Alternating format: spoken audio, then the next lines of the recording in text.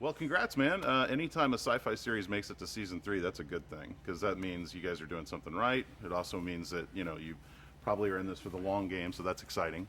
And I'm very excited to see what you guys got coming up in this. Now, I know you probably can't give us any like hardcore information about what to expect, but where's Hopper in season 3? Talk about where Hopper is. Where's his mindset? I mean, he adopted 11 at the end of season 2, and so he's really in full kind of like dad mode because things in the town have calmed down.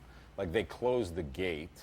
The monster, although you do see that shot at the end of season 2, the monster hasn't made its presence known for a little while, and he's just being a dad, and he's not dealing very well with it. He doesn't like the fact that his daughter's becoming a teenager and likes boys, so he's kind of overeating and generally pretty grumpy, and trying out things like a mustache and things to try to like make himself feel better, but he's in like a bad place, and he doesn't have the same vices that he had in season 1 where he could kind of pop pills and be alone and be miserable. He has to show up for this daughter of his, so that's where he starts, and really the beginning of his journey is that quest to like, how do I deal with this situation with 11 growing up, and that's where the journey begins for him.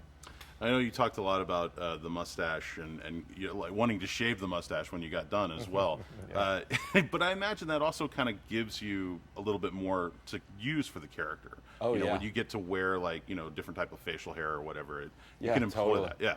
Yeah, no, I love it. And it's funny, like the fun thing I think is even as I go along in acting, like the really fun thing is when your subconscious starts to work, and even the fact that Hopper himself is self-conscious about the mustache a little bit was something that I could use, like as I became self-conscious as an actor, I was like, any guy who makes a big change facial hair wise has some people around him, like acquaintances and stuff, that give him crap for it. And so, all those feelings were very much appropriate for the character. But yeah, once that thing was done, I was ready for that to be done. I heard about you guys using the mall as like a location, not just a location, but an actual place to kind of set up the studio and whatnot.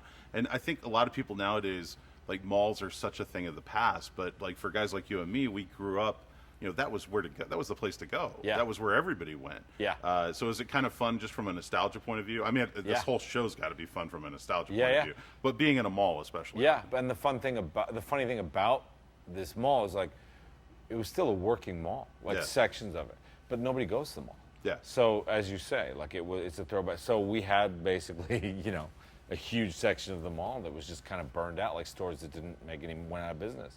And yeah, I mean, there's a big section. There's like a big food court, and I used to remember hanging out at the food court at the mall, and